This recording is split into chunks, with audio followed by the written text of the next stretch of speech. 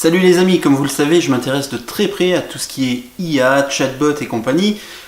Et la grande actualité du moment, c'est l'arrivée en français de Google Assistant. Alors Google Assistant, qu'est-ce que c'est? C'est, comme son nom l'indique, l'assistant virtuel un petit peu concurrent de Siri qui est fait par Google et qui arrive donc sur les smartphones Android.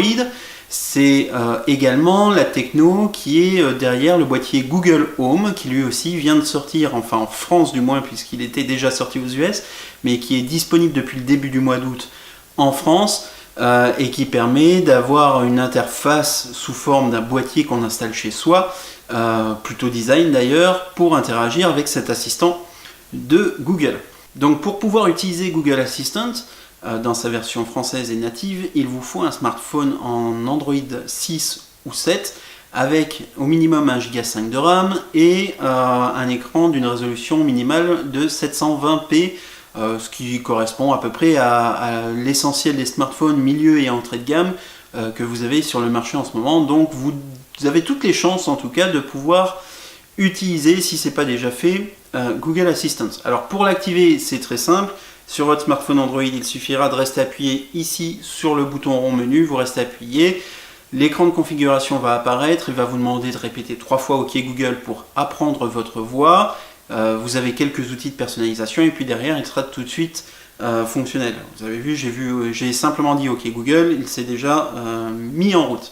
Alors la première des choses qu'on peut demander à Google Assistant, c'est simplement OK Google, que sais-tu faire ? Je peux faire pas mal de choses pour vous aider. Par exemple, dites itinéraire pour aller à la station-service la plus proche. Ou régler un minuteur.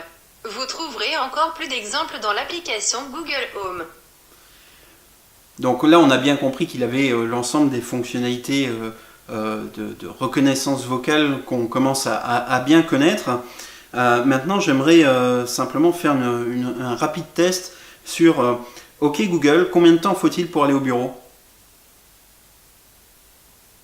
Le trafic est fluide entre votre position actuelle et votre lieu de travail. Par conséquent, la durée du trajet est estimée à 11 minutes. Donc là, on voit bien que grâce à Google Maps, il me fait une estimation du temps de transport. Là où j'aimerais que ça aille encore plus loin, c'est de pouvoir faire la chose suivante. OK Google, à quelle heure faut-il que je parte pour arriver au bureau à 9h demain ? Et là, vous voyez, quelle heure commencez-vous votre travail, etc. Là, il est un peu perdu. C'est dommage, il n'est pas resté sur la contextualisation jusqu'au bout. Mais globalement, si je veux simplement me déplacer ou piloter mon téléphone, notamment en voiture, simplement à la voix, ça fonctionne plutôt bien. OK Google, peux-tu me trouver une pizzeria ? Voici les résultats pour pizzeria dans un rayon de 3 km. Et vous voyez que soit on peut parler, soit on peut également utiliser des choix de réponses prédéfinis. Notamment, je vois ouvert maintenant. Donc je peux lui dire OK Google, trouve-moi une pizzeria qui soit ouverte maintenant.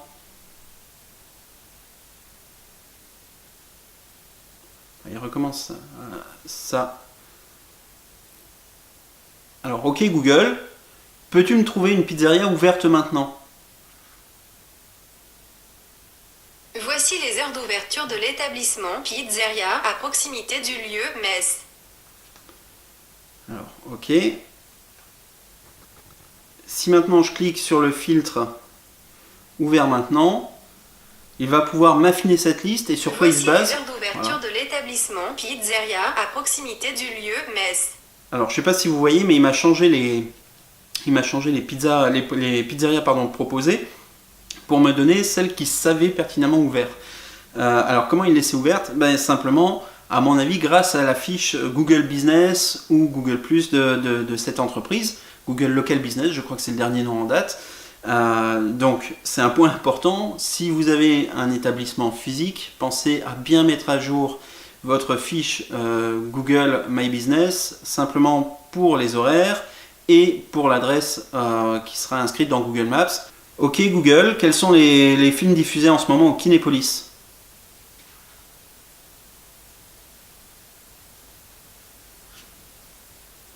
Donc il m'a sorti Cars 3, la planète des singes, etc. Donc il a bien accès à cette info. Et cette fois, cette info, il l'a notamment grâce aux metadata. Alors, on voit qu'il est super bien, évidemment, implanté avec le search Google. Si par exemple, je fais « Ok Google, donne-moi une recette de crêpes », il va me sortir un résultat issu du web. Voici des informations provenant de la source Cuisine Loisette. Il va bien utiliser les résultats du moteur de recherche pour nous donner une réponse. Donc ça veut dire attention, le SEO et notamment le travail des métadatas devient d'autant plus important qu'avant. Alors bien sûr, ça l'était déjà pour avoir les différentes positions 0 ou les quick response dans Google, mais là ça devient presque capital.